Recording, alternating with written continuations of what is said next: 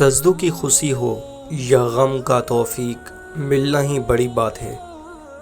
حضرت علی نے فرمایا، کسی کے لیے حد سے زیادہ پریشان مت رہو، کیونکہ اگر وہ تمہارے حق میں بہتر ہوگا تو تمہیں ضرور ملے گا۔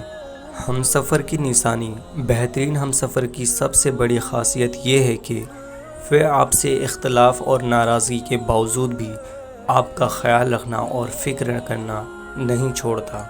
اور میں نے لوگوں کی بھیڑ میں لوگوں کے لیے ترستے دیکھا ہے، اور گھر سونے چاندی سے نہیں، ہمیشہ اچھے اخلاق سے آباد ہوتے ہیں۔ اور وہ انسان کبھی بھی زندگی میں نہیں ہار سکتا جس کی امید اللہ سے ہو۔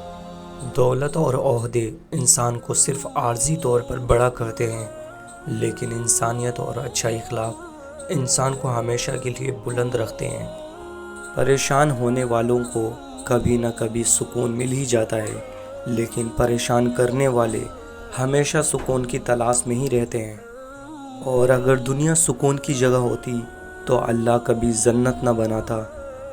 حضرت علی نے فرمایا، جو شخص عقل رکھتا ہے وہ اکثر خاموش رہتا ہے۔ جب اپنا ہی اپنے کو ذلیل کرے تو درد زیادہ ہوتا ہے۔ دنیا کا مشکل ترین کام اپنوں میں اپنوں کو ڈھونڈنا ہے۔ بغیر وجہ کے ضرور معاف کر دینا یہ بھی صدقہ ہے، اور ایسا صدقہ ضرور دیا کرو۔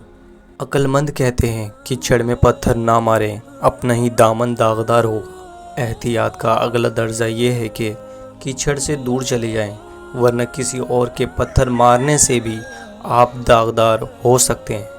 مغرور آدمی اس پرندے کی طرح ہے جو آسمان کی طرف جتنا بلند ہوتا جاتا ہے، لوگوں کی نظروں میں اتنا ہی چھوٹا ہوتا جاتا ہے۔